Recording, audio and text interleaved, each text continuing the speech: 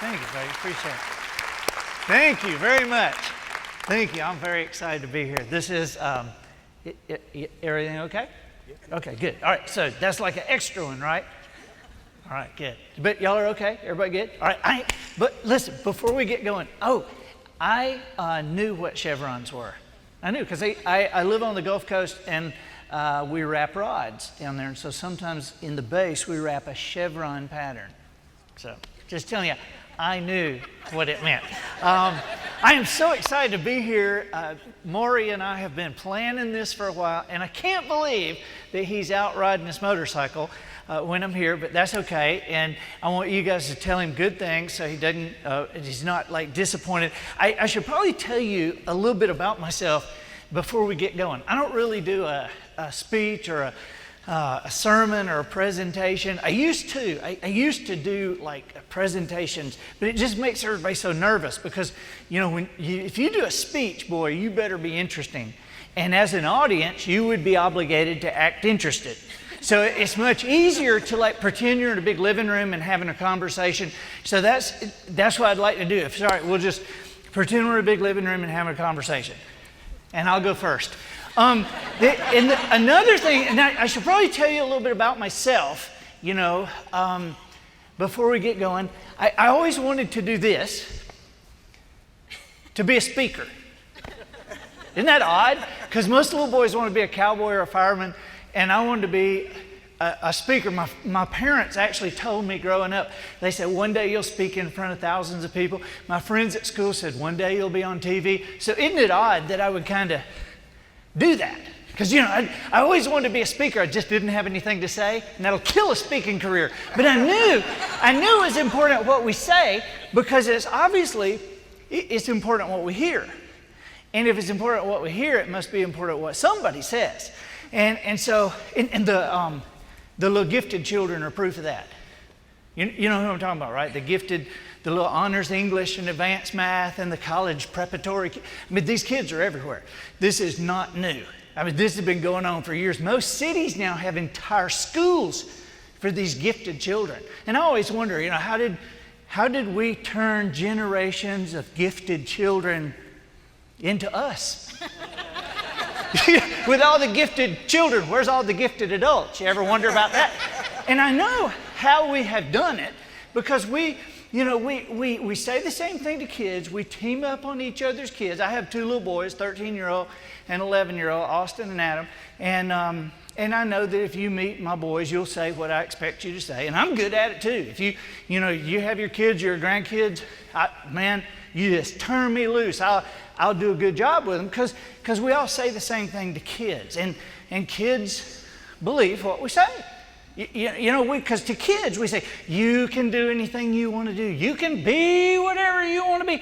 In the United States of America, it doesn't matter where you start. Whatever you can conceive, you can achieve. I mean, that's what we tell kids. But then somewhere around 24 or 32, we start telling each other, don't get your hopes up. You need to be a little more realistic about your life here. What is that? And so I grew up with a desire to tell people something good. I grew up in the church, and my dad was a minister, and it's very, very odd to me now to look back on that time and see some of the influences that shaped what I do and where I go and how I think, and even now, I'm like kind of an adult, and my kids sometimes doubt it. My wife like denies it, but even now I look at things in kind of a different way. And I'll tell you what I do for a living, because I'm always nervous on the airplanes. When people say, you're sitting there and they say, well, what do you do for a living? And for a long time I never knew what to say, because I didn't want to say I'm an author, because, boy, doesn't that sound like you think you're a big deal, right?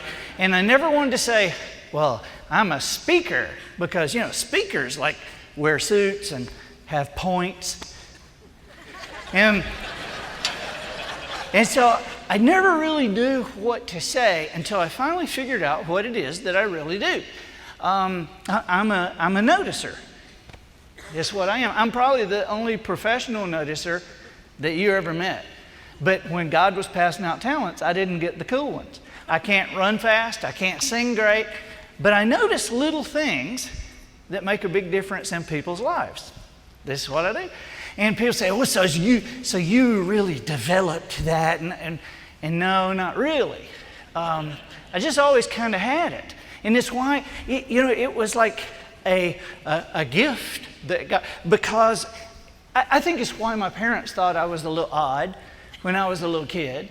Now I've learned how to use it now, but when I was a little kid, I would see the same things everybody else saw, and I would hear the same things everybody else heard, but it just meant something different to me.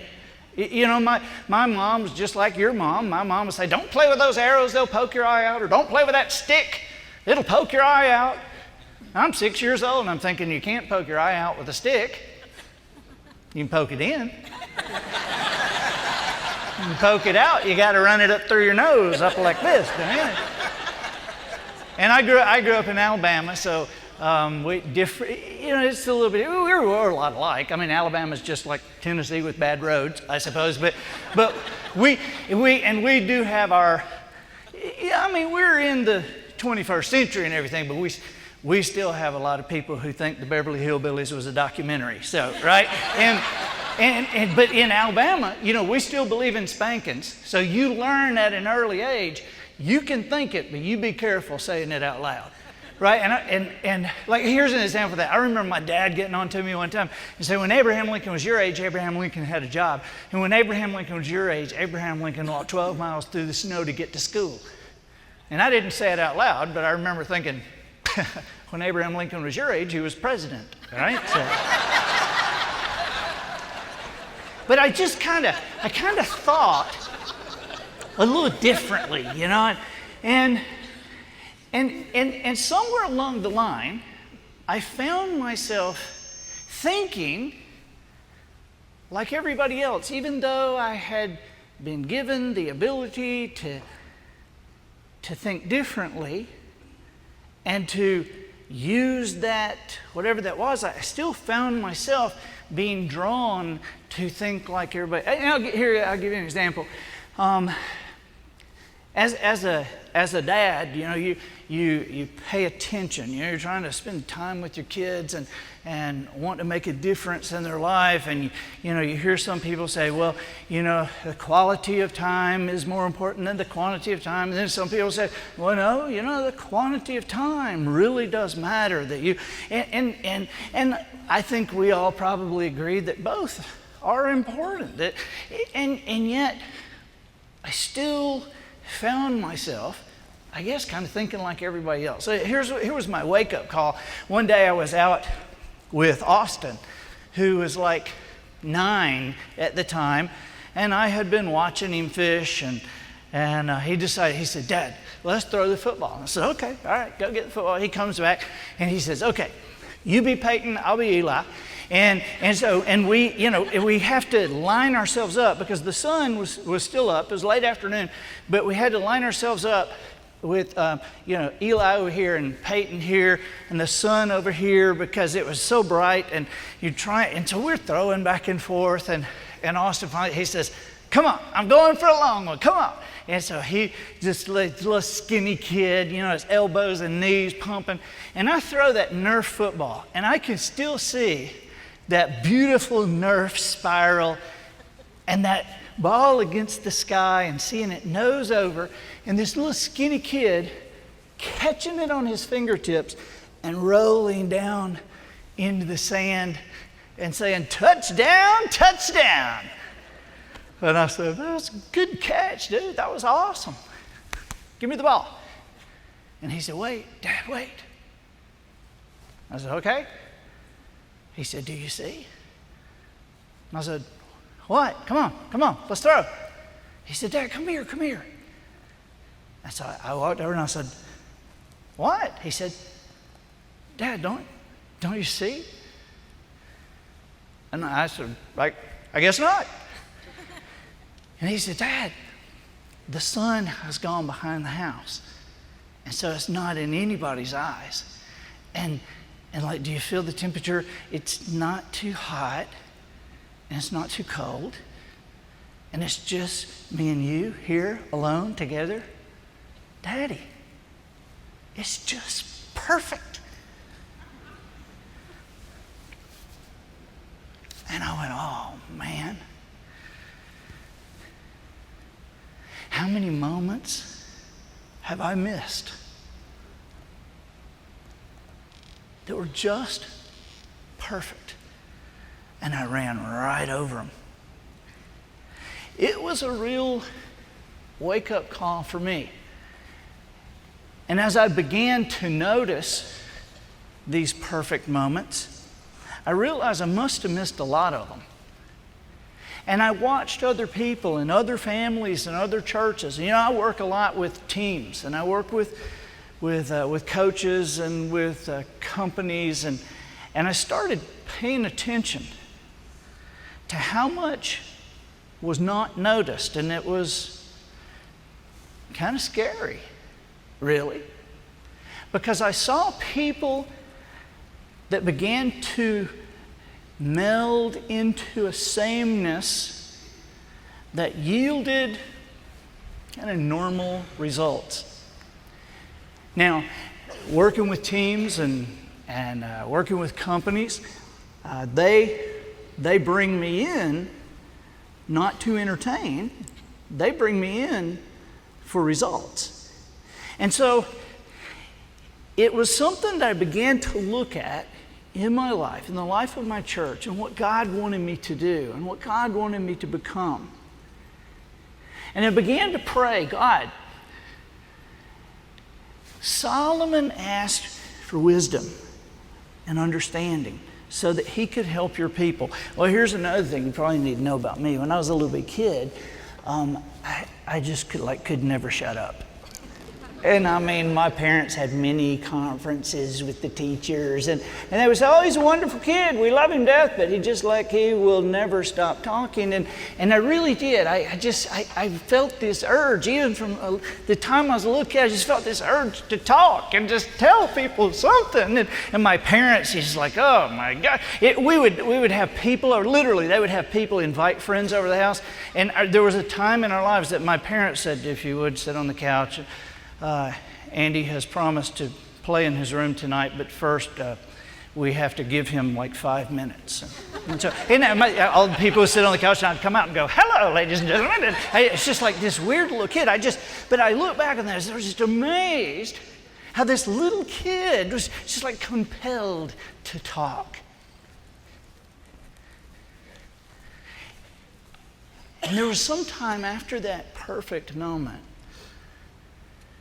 that I realized I also needed to pray the same prayer Solomon prayed, asking for understanding and wisdom, because Lord, something has happened in my life, and now you've given me some platform, you know, I mean, I get to actually speak places, and so I know I was kidding a little while ago when I said I wanted to speak, but I didn't have anything to say, but I really didn't want that to be the truth, right? And so I've asked God, I said, God, please help me understand things you want your people to understand. That if they did understand, they would live the lives that you want them to live. Which means they would look to you for answers, not to me or to Oprah or the government. That they would look to you. Help me somehow turn hearts to you.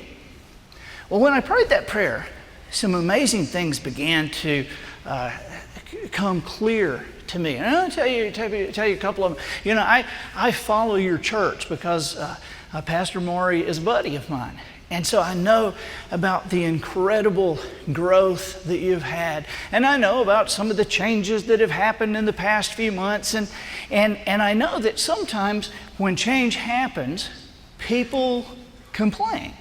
Now, this is nothing that I really know. I don't know any specifics. I just have worked with enough groups and enough teams and enough organizations and enough churches to know that change is really scary for people. However, what we have to remember, and I'm urging us to look at things in a different way. In fact, In fact, one of the things that I have been very keen on in the past few years is to show proof of extraordinary success. I believe that if there is success available, and I'm talking about successful lives, successful churches. That's a tricky word to use, because if you ask some people, you say, what is success to you? They might say watches or cars or houses. But then if you say, what is a successful life to you? They would give you totally different answers. So what we're talking about is success as a people, success in following the will and learning the will and being happy in that will of Jesus Christ. And so it's amazing to me to see that when we begin to have something different happen, we tend to get scared.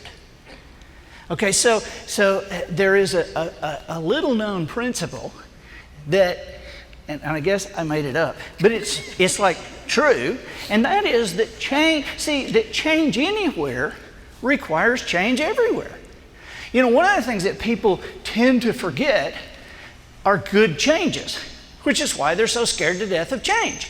They tend to forget good changes. You remember there was a time there's times in any organization, certainly a time in this church, that you might have been growing just like by 200 people every Sunday. It's like, oh my gosh. Well, hey, you know what that is, don't you? That's change. Well, when change happens anywhere, change is required everywhere. And so we learn new ways to deal with different things. We ask questions of God and about how we're supposed to react to when. Now, I got to tell you something. One of the things that I am very firm on and very sure in my life is that Jesus does want us to depend on Him. And the Holy Spirit does want us to be led by Him. And that God does not honor complaint.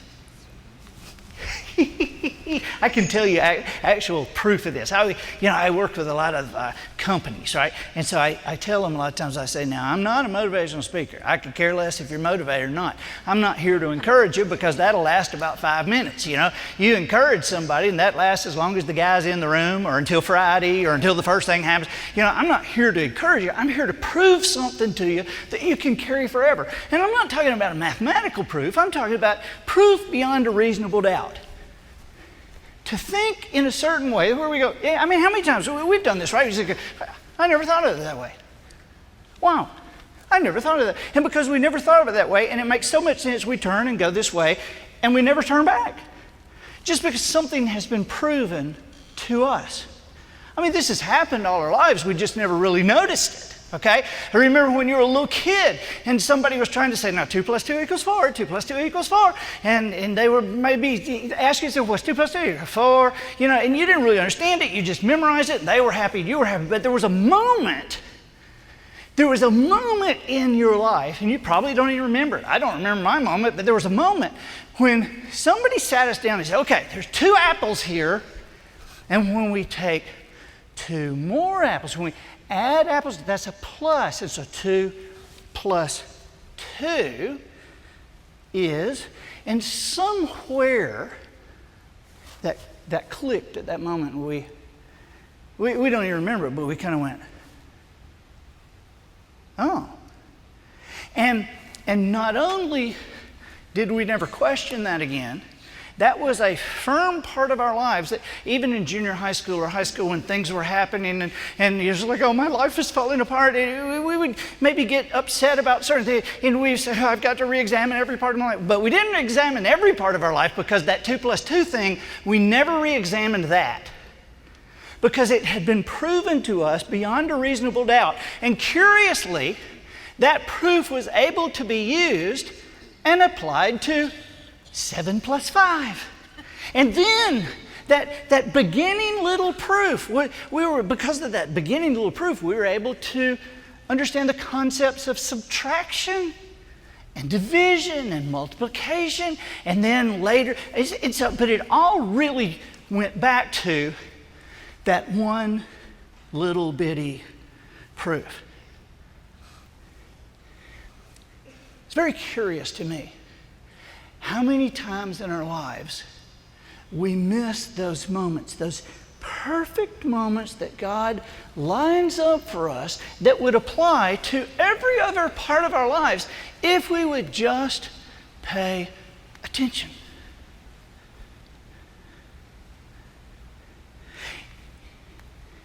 In fact, as a society, we could be blamed right now for not paying attention, not listening as closely as we should, not reading as carefully, not paying as much attention as we should. You know, there's a lot of problems you hear people having. Our society certainly has them, our government has them, the world has them. And yet, there's a manual for this. I mean, there is a manual. There's a manual for human beings. And if you had a Ford and your Ford broke down, how stupid would it be to order a Chevy manual and try to fix it? And yet this is what we try to do with challenges. We go to Oprah and we go to the internet, and yet there is this manual, the Bible, and specifically Psalms and Proverbs really covers amazing things. And yet, the more we do not listen, the more things seem to not make sense. And the more they don't work. You know, I said a few minutes ago that God really wants to lead us. But we actually have to listen. That sounds kind of silly to say, but I have to tell myself that occasionally, that, hey, God does want to lead me, but I really have to stop long enough to listen.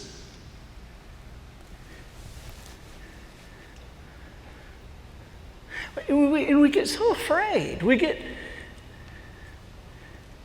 so nervous, even though the manual says that God can take even the worst things and make them into something beautiful, that if we listen, God will direct our pathway. There's so many things that are so true, and we forget, I guess. I know I forget. Hey, can you remember something? You remember a time in your life when you and your family, something happened, you had prayed for something, and something happened, and it was so obvious that God was involved. And you talked to your friends, your family, and said, this is unbelievable. I mean, this was a God thing. It was a God thing. Because there's no other way this could have possibly happened other than by the grace of God. It's unbelievable. You remember? I mean, probably everybody in here has had one of those things. So there's not a human way that I could have controlled this in a million years, and that the circumstances came together in such a way that I absolutely know. This was Jesus manifesting the city who had his hands. Yeah. So then why are we so scared?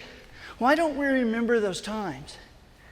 I always think about the apostles and how odd that must have been to be an apostle, right? To be one of the disciples, because you know, remember the first time.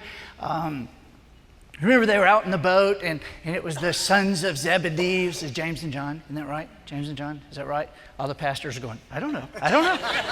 Don't ask me. Right? I think it was. And Simon Peter, and they're out in the boat, and they've been out all night. They hadn't caught anything. And they go in, there's a guy on the beach like, and you know, you can just imagine them paddling in. They're tired, they haven't caught anything. So who's that? Is he a friend of yours? Not a friend of mine, I don't recognize him. Just ignore him. But the guy kept waving, he kept saying, hey, you know, what's he saying? He wants to know if we caught anything. He probably wants to buy fish. We'll talk to him. I'm not going to talk to him. And Jesus is going, hey, did you catch anything? And so James or John or Peter or whoever had the short straw said, no, we didn't catch anything. They're still going. And he said, what did he? He's saying to throw our nets out again on the other side. I'm not throwing the nets out on the other side. I am tired. We've got an appointment at Starbucks in a little bit, and I'm going to eat breakfast. I'm going to have coffee. I'm going to go to sleep. We've been fishing all night. I'm not going to throw the nets out on the other side. Throw the nets out. And so, let's just do it. Let's just do it. Let's do it. He'll leave us alone. We'll throw them out. We'll pull them back in. We'll go. And so, for whatever reason, they did. They threw them on the other side. And you know the story. You know the story. They caught so many fish that they couldn't pull the nets in. They began to break the nets. This is told in Luke, okay? And the nets, it's just like unbelievable, right? And then they get up, and Jesus says, I will make you fishers of men. And they put their nets down, and they follow Jesus. So, right? So we all know that. Remember that? But see, what we don't ever think about is what was happening as they began to follow Jesus. I mean, when Jesus, was at the wedding and Mary says, that's another, see, that's the proof of Jesus to me, because Mary said, right, Jesus was just there with his buddies at the wedding. He had never done a public miracle. And Mary said, they're out of wine. Now think about this. Where Jesus is there, and she says, Mary says, he's never done a miracle. That's recorded as his first miracle. And Mary said, they're out of wine. And Jesus knew exactly what she was talking about, because he said, woman, it is not my time. And she said, they're out of wine. These are our friends. They're out of wine. And Jesus took the water and he turned it in. And can you imagine being the guys around Jesus and they're, he says, bring me pots of water. And they go, what are you going to do?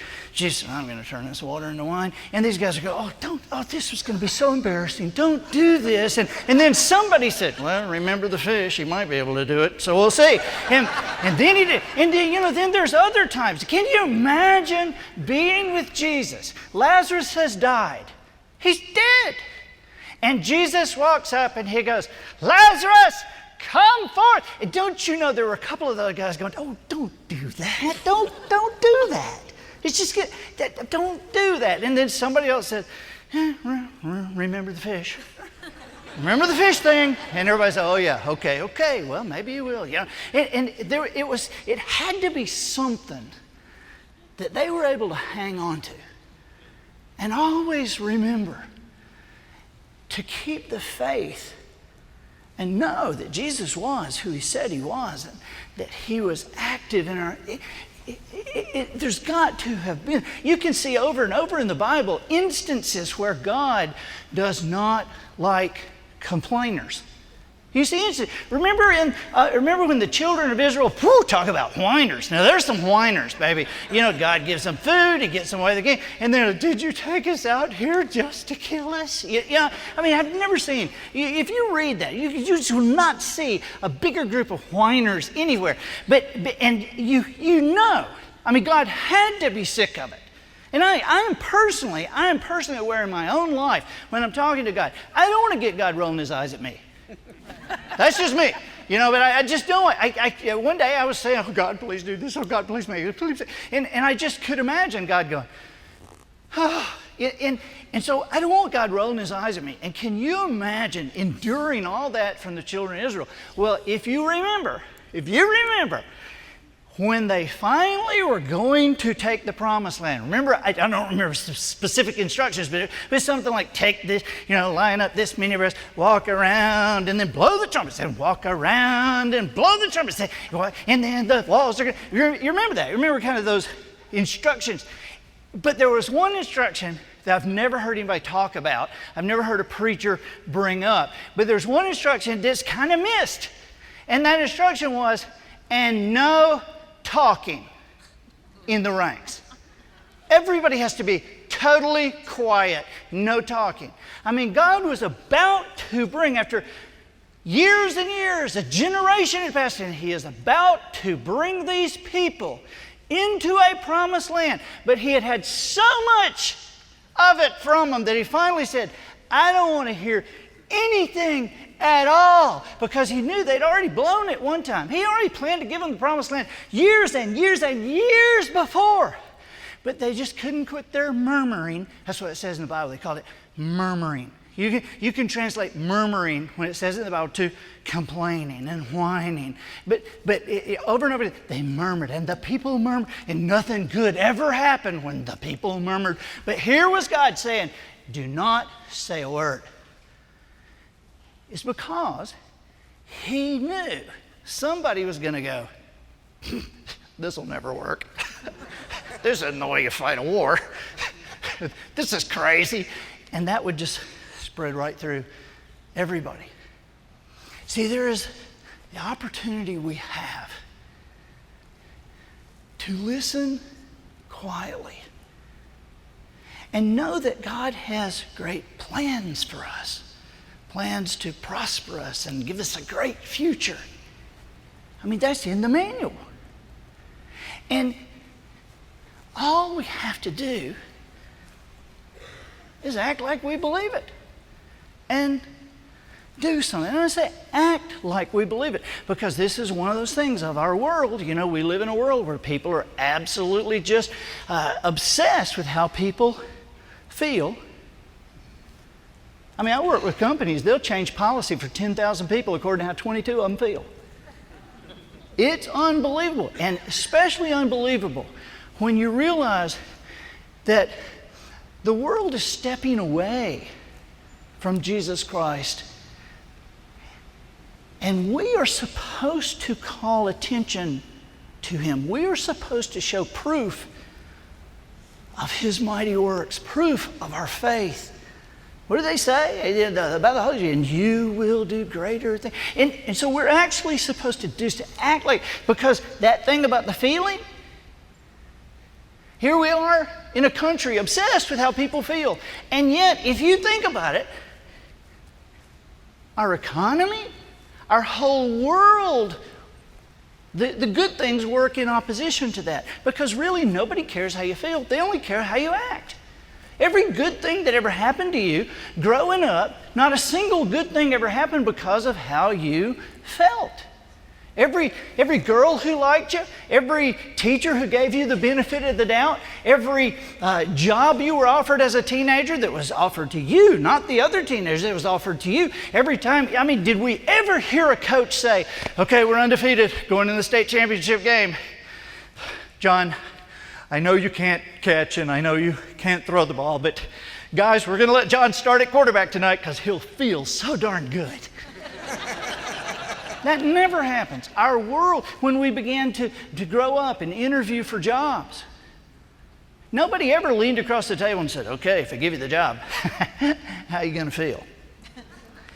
It all has to do with how we act, our faith, where we take what we know and what we do and how we encourage each other and where we go, because every single thing you do matters. It matters now, it matters forever, and I can prove it. Looking at my time. Have you heard of the butterfly effect? The butterfly effect was a doctoral thesis written in 1963 by Edward Lorenz, and it was presented to the New York Academy of Sciences and laughed out of the place. It was crazy. The butterfly effect stated a butterfly could flap its wings on one side of the world and set molecules of air in motion that moved other molecules of air that somewhere along the line would actually create weather patterns on the other side of the world. The butterfly effect. It was ridiculous, but it was interesting. And because it was so interesting, it hung around forever in myth and urban legend and comic books and bad movies until finally, physics professors in the 90s proved the butterfly effect was accurate and viable, and it worked every time. And not just with butterflies, it worked with any form of moving matter, including people. They've given it the status of a law. Now in scientific circles, just like the law of gravity, the butterfly effect is known as the law of sensitive dependence upon initial conditions. And it works every time.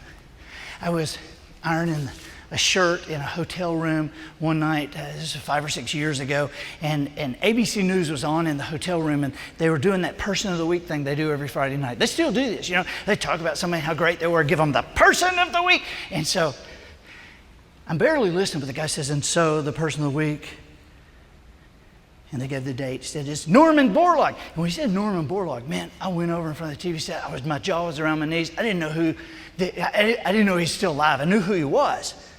But I didn't know he just died a couple of years ago in Dallas, 96 when he died. But in the 1940s, he had hybridized corn and wheat for arid climates.